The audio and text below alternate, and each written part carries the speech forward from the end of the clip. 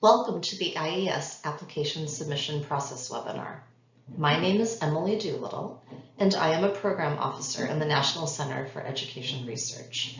I am joined by my colleague, Sarah Brazel, who is a Program Officer in the National Center for Special Education Research.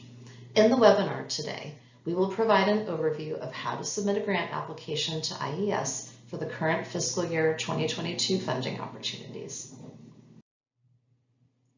Today you will learn how to apply for an IES grant with a focus on how to find the materials you need, how to use grants.gov to complete and submit your application, and some general information about what to include in your application and how to format important components of your application.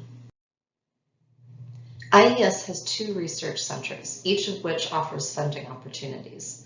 The Research Center's grant competitions are identified using an Assistance Listing Number, ALN.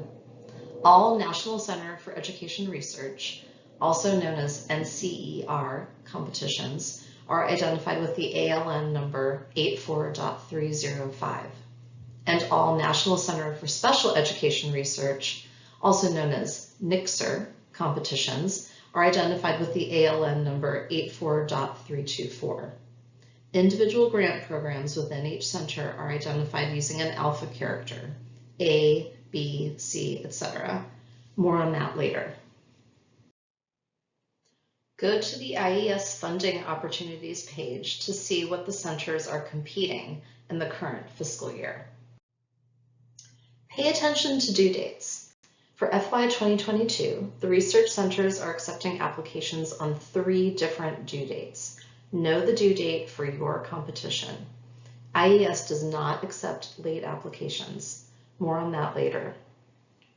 NCER's Research to Accelerate Pandemic Recovery in Special Education has 2 separate deadlines, designated 324X-1 and 324X-2.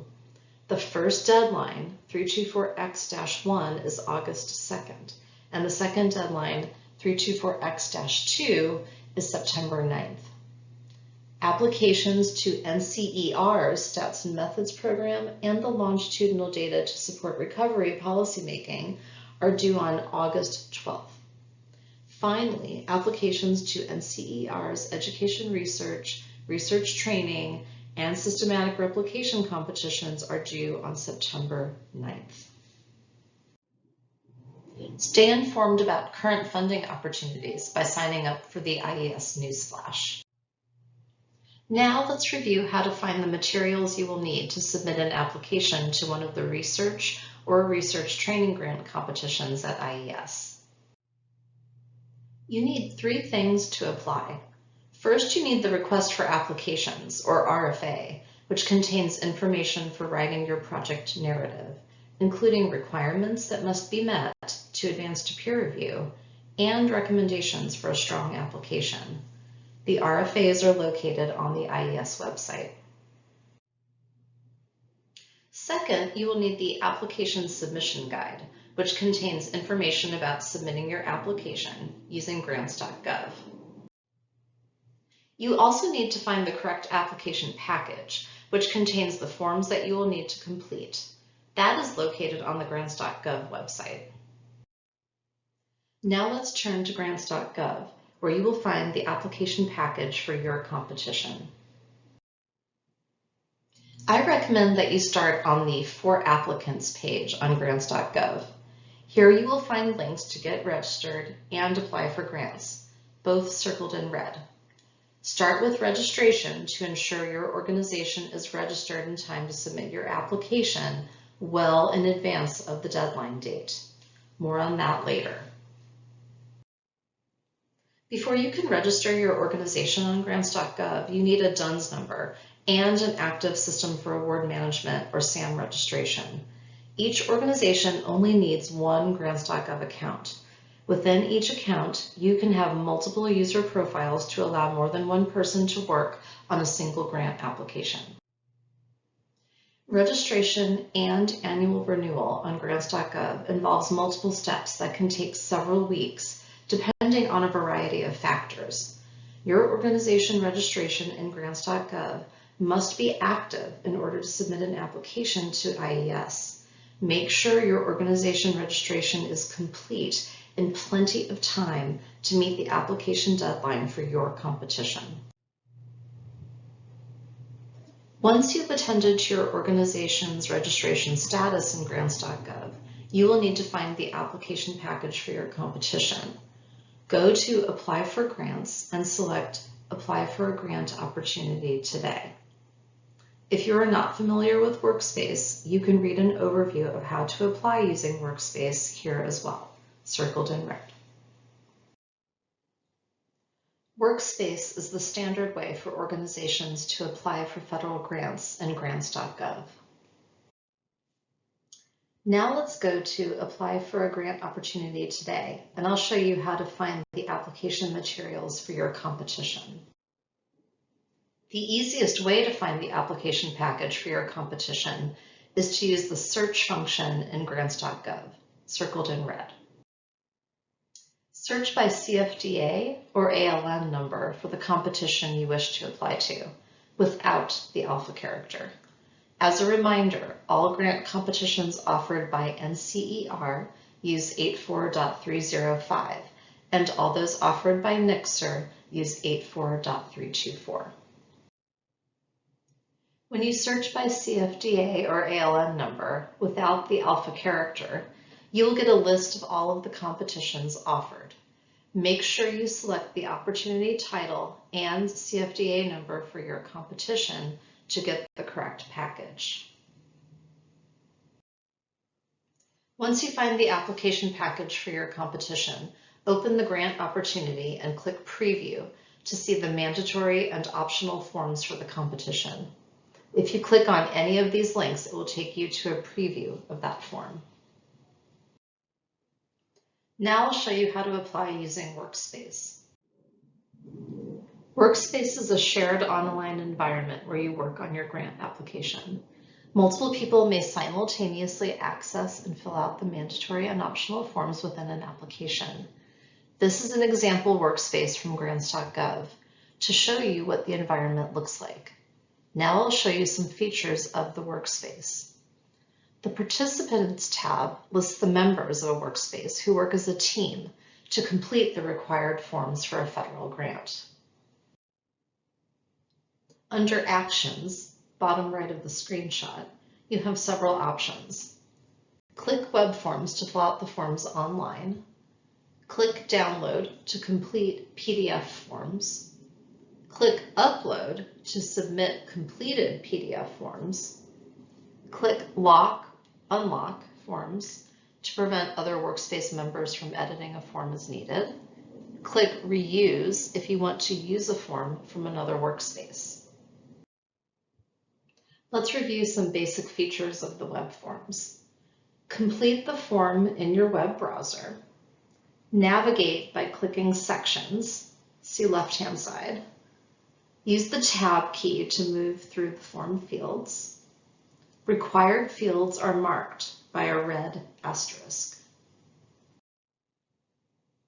You will enter information into the web form in a variety of ways, including entering your own text, using a drop-down menu, or using a pop-up calendar that allows you to choose dates, and selecting radio buttons from multiple choice fields.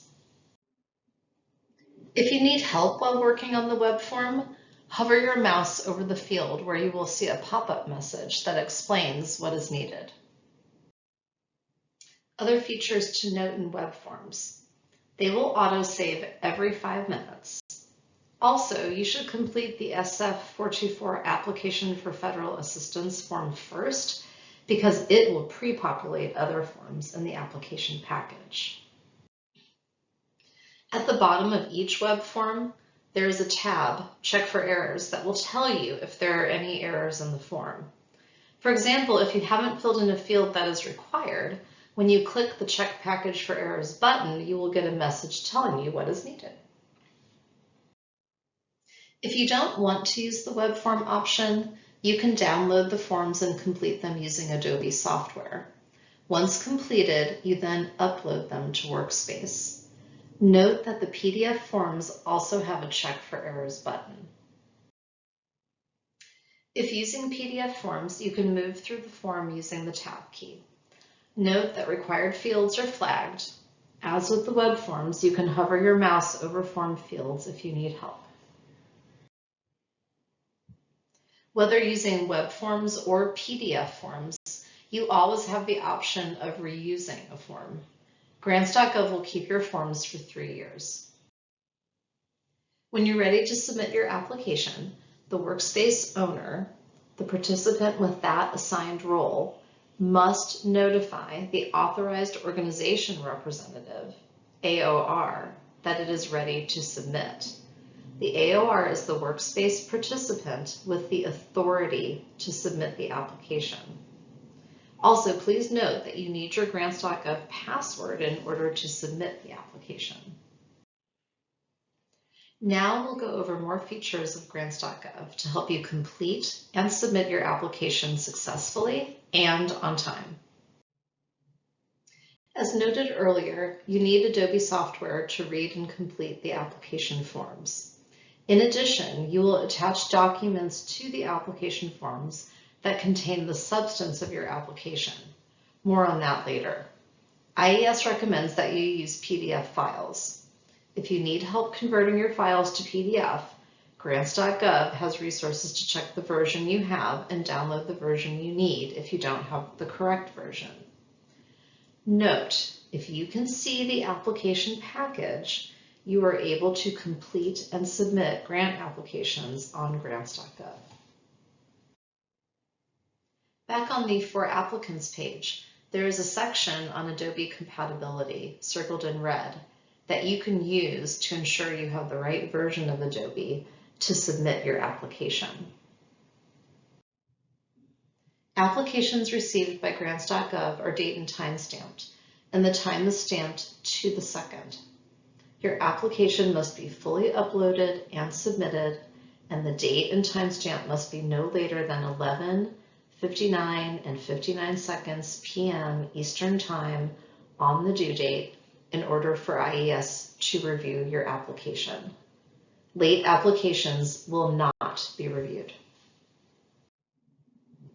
If you have any trouble completing the forms in the application package or submitting your application through Grants.gov, your first step should be to contact Grants.gov. You can call their 800 number or send an email.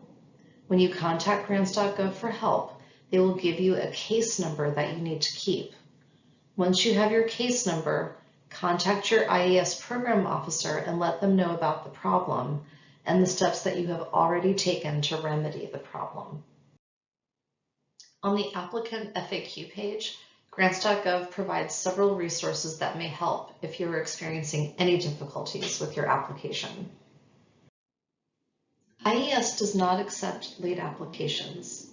If Grants.gov determines that there was a technical problem with the Grants.gov system and that the problem with the system affected your ability to submit your application on time, we will accept your application. If that is the case, email the IES program officer with your Grants.gov case number. Please note, though, that the vast majority of the time, there is not a technical problem with Grants.gov. Instead, it is a common error that leads to problems that slow you down and that could make your application late. IES will not accept an application that was late because the Grants.gov submission guidelines weren't followed. You can track your application on Grants.gov using the Track My Application link to verify that your submission was on time and valid.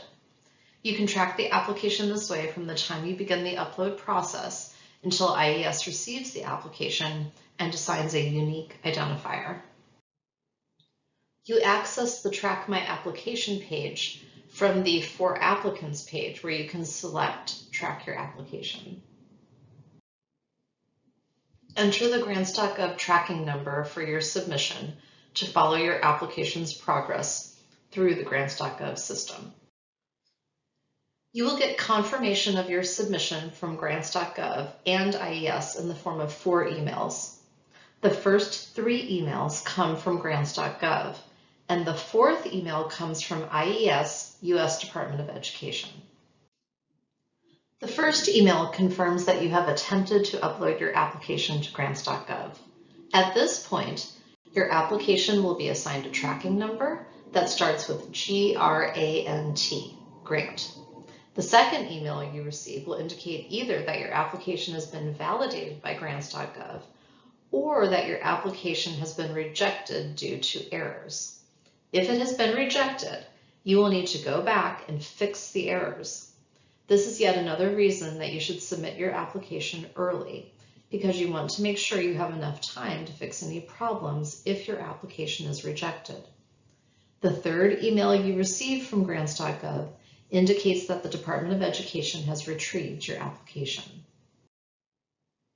This final email contains an identifier called a PR award number that is unique to your application. It will start with R, then 305 or 324, depending on which center you submitted your application to, and then the letter of the competition and a series of digits. Once you get this PR award number, use this R305 or R324 number to track your application on the IES peer review website, which I will describe next. If your application was submitted late, this email will state that it was late and that it will not be given further consideration. IES has a peer review website called PRIMO, Peer Review Information Management Online. After submitting your application, you will be invited to set up your PRIMO applicant account to keep track of the status of your application as it is reviewed.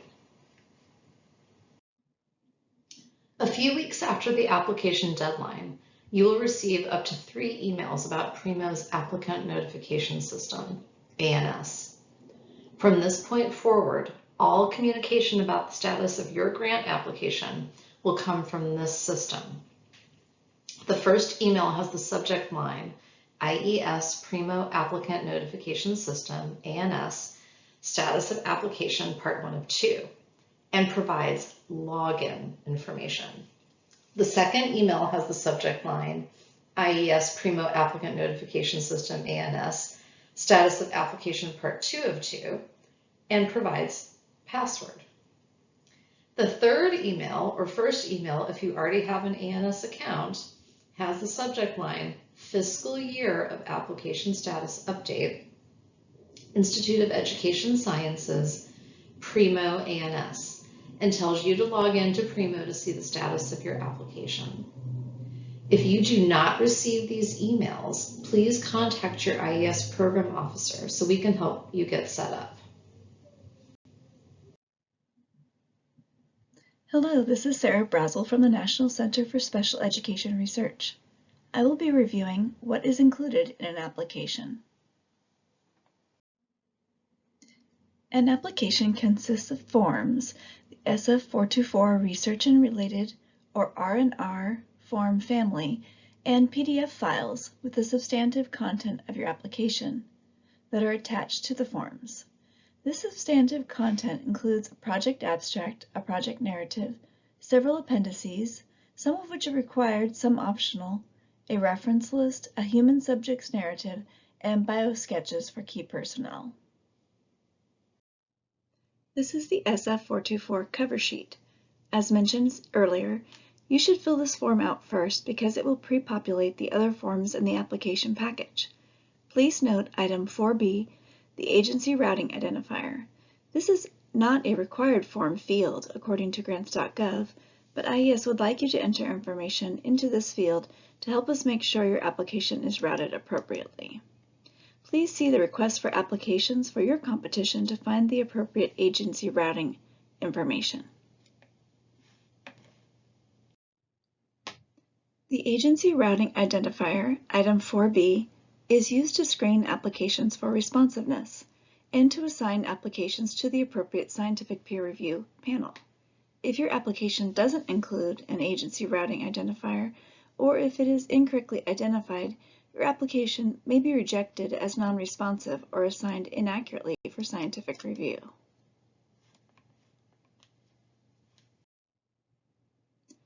This is the Other Project Information form, shown on this slide, which is where you will attach the substantive portions of your application, like your project abstract and narrative.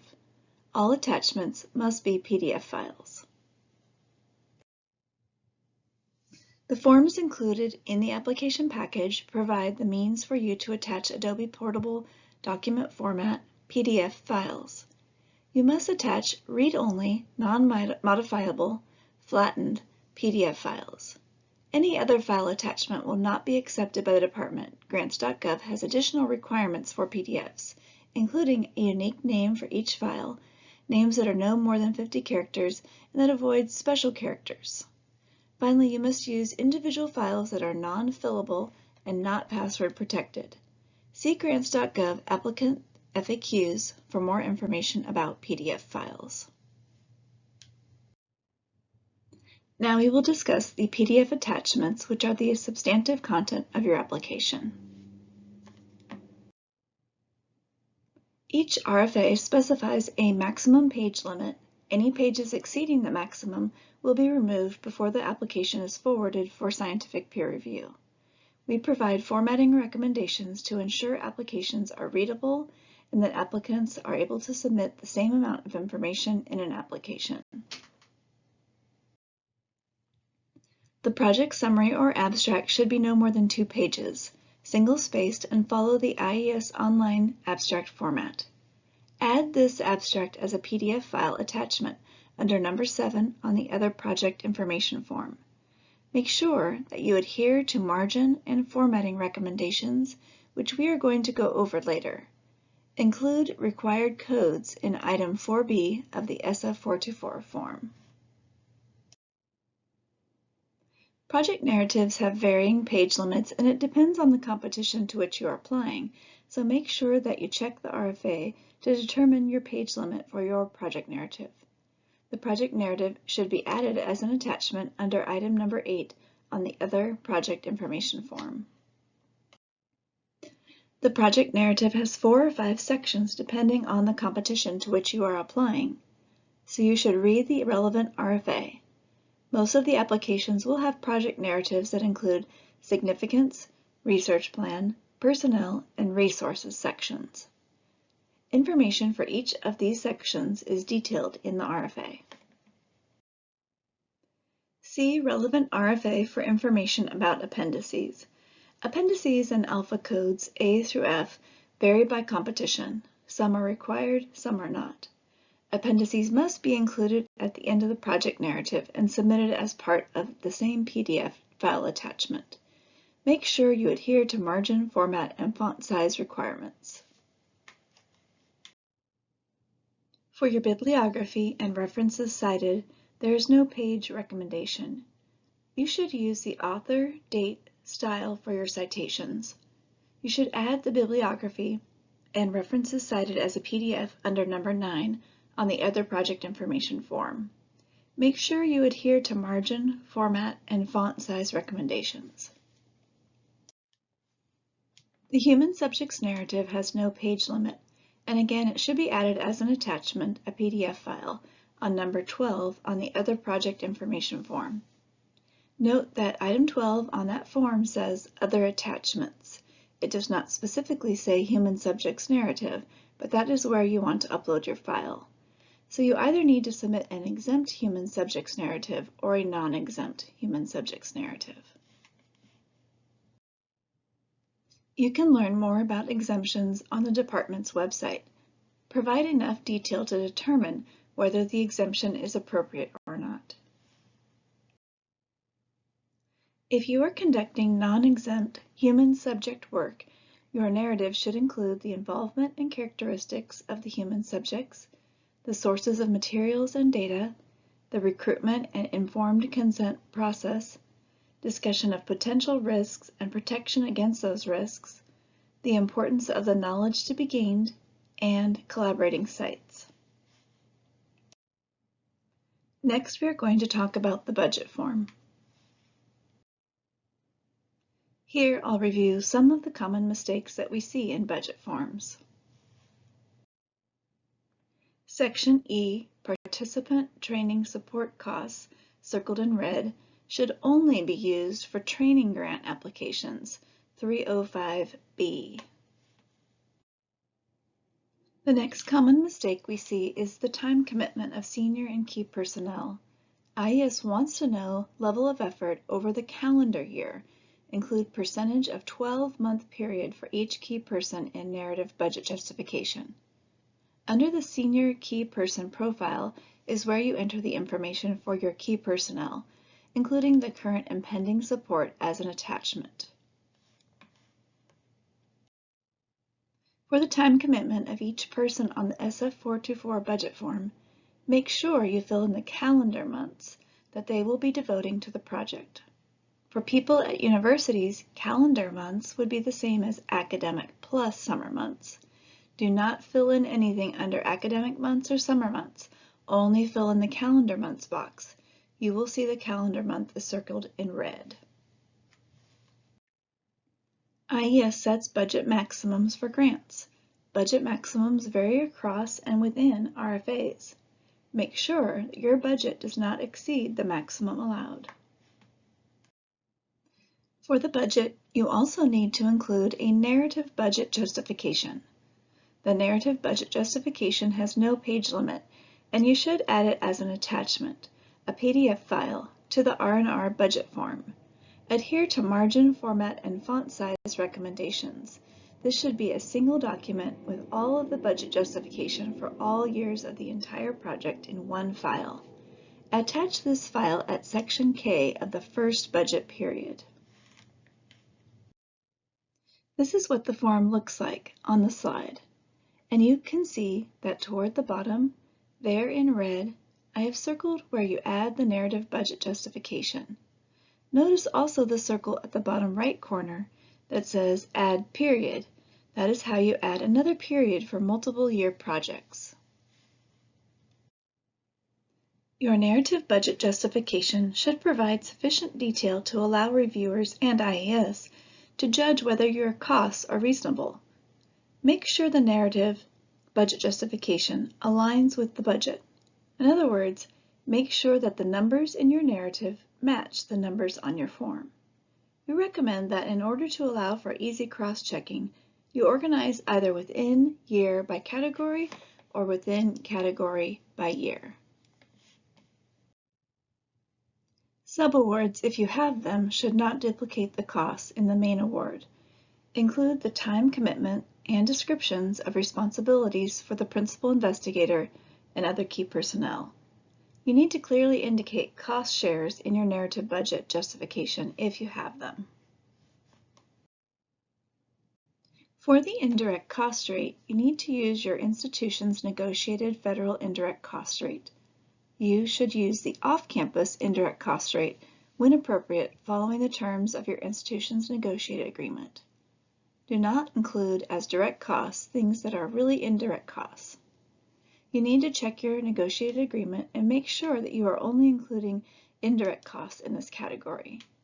The 10% de minimis rate may be used if your institution does not have a current negotiated indirect cost rate agreement. Use the R&R subaward budget attachment forms if you have subawards. This is listed under optional documents. If you don't have any subawards, you don't need to complete this optional document. But if you do, then you need to complete this form, extracting and attaching budgets for as many subawards as you are including. You need to extract and attach a budget form for each institution that will hold a subaward.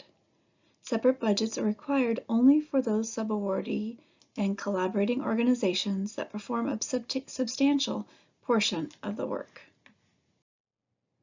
The subaward budget form is a parent form within the workspace environment because multiple subforms can be created within this form. Each institution that will hold a subaward to perform a substantive portion of the project must complete one of these subforms and save it as a PDF file with a unique name for inclusion in this parent form. Next, we are going to talk about the biographical sketches for key personnel. You should attach a single PDF file for each person. Each biographical sketch is limited to 4 pages. For example, many people submit an abbreviated curriculum vitae, CV. Each biographical sketch needs to adhere to margin, format, and font size recommendations. It should be attached as a PDF at the Attached Biographical Sketch field of the Research and Related Senior Key Person profile. The Institute encourages you to use the IES BioSketch available through ScienceCV, or you may develop your own BioSketch format.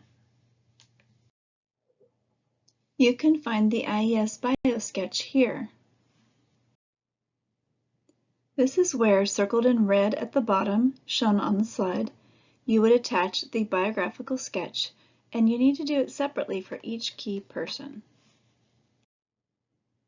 There are a few other mandatory forms that you need to fill out for your application.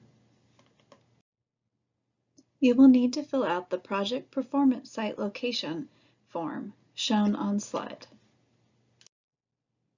You also need to complete the Grants.gov lobbying form, formerly the Ed Combined Assurance form, shown on slide.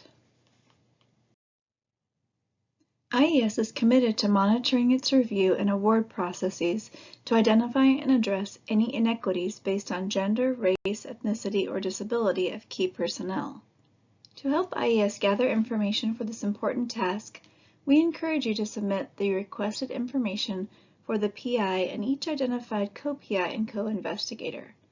IES will separate this form from the application upon receipt, as it is not part of the review process, and the data provided will be kept confidential. We encourage you to provide this information as it will help us in our efforts to ensure an equitable review and award process for all applicants. Providing the requested information is voluntary and is not a precondition of award. Our last topic will be application format requirements. A page is defined as 8.5 by 11 inches and one side with 1-inch margins at the top, bottom, and both sides of the page. The height of your letters must not be smaller than 12 point, and your type density, including both characters and spaces, must be no more than 15 characters per inch. We suggest making sure you have no more than 6 lines of type within a vertical inch. In general, if you use a 12-point Times New Roman font and single spacing, you should be fine on all these type sizes and font size recommendations. We recommend these things for 2 reasons. First, so that we make sure that your text is legible for all of our reviewers, but also to ensure that everyone has the same amount of space for their project narrative and all the other components of your application. If you have graphs, diagrams, and tables, which you are allowed to have, you should make sure that they reproduce well in black and white. So make sure, for instance, if you have some kind of pie chart or bar graph, that in black and white you can tell the difference between the different sections of the pie or different bars. We recommend that your graphs, diagrams, tables, and charts conform to the same type size as the rest of the materials with your application. Figures, charts, and table legends may be smaller in size but should still be readily legible. Here are a couple final reminders. Use the application checklist in the request for applications for the competition you are submitting to in order to determine that you have provided all of the required information for each form, that you have attached the correct PDF files to the proper form, and that you have completed all of the certifications and assurances. You should use the Check Package for Errors button in the application package in order to make sure that you have completed all of the required forms. You need to upload your application and confirm that it is validated by grants.gov before 11:59 p.m. Eastern Time. You can use the Track My Application function on grants.gov to make sure that your application has been uploaded and validated. Pay attention to your emails. You will get 4 in total. Look for the PR award number and the date time stamp in the final email to verify that your application was received on time. Remember to register for grants.gov early. if you aren't sure if your institution is registered for grants.gov, you should do it as soon as this webinar is over, just to make sure. Make sure that you download the application package designated for your competition and your deadline. I recommend you submit your application early if at all possible, at least 3 or 4 days in advance of the deadline, so that you have enough time to correct any errors and try to submit again before the deadline. Last but not least, I have said this before, but I will say it again. Contact your program officer if you have any questions. They can help you with the substantive requirements for your proposal, and they can also help you with completing forms in the application package.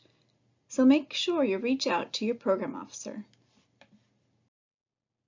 Here's the link for the IES funding page and the grants.gov website.